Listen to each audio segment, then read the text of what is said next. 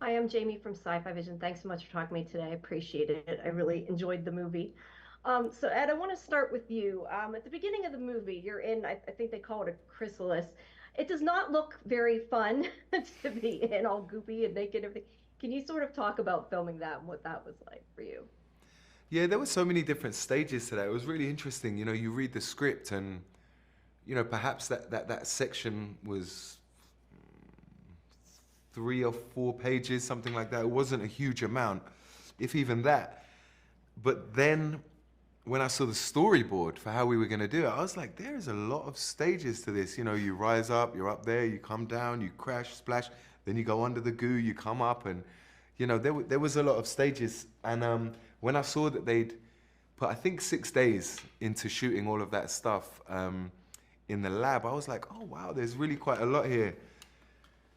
It was me by myself predominantly most of the time, which is less fun than having like people to crack joke with. And I was lucky; I always had Alfonso Herrera, who played Cassius, with me a lot of the time, and often had fun people to. Have a bit of crack with. Yeah, I was gonna say chat shit with in between. Yeah, And yeah. then but I will say chat shit. So that was different. But I got to just hang out with the crew and hang out with all the stunt guys, and well, I remember this one moment where it was like, okay, we're gonna do the goo test, and I was like, yes, my life is crazy. And so once I'd finished work, I put on my swim shorts, went to a tent in a car park just off Sunset Gower in Hollywood, and they had this ominous looking tent, quite similar to what forensic people use when there's a murder. And they had like a tub inside with goo for the bit when I submerge. And they just wanted to see if I'm comfortable, how comfortable I am and what it feels like and stuff. And I got in, I was like, oh, it's so nice and warm. And I was like, whoa, it's viscous, like it sticks to you. And it was like, let's go underwater. And it was exactly as you imagined.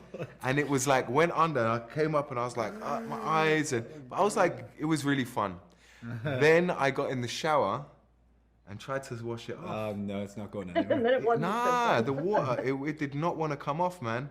And so that was, just the introduction into it that made me think, okay, this is going to be interesting.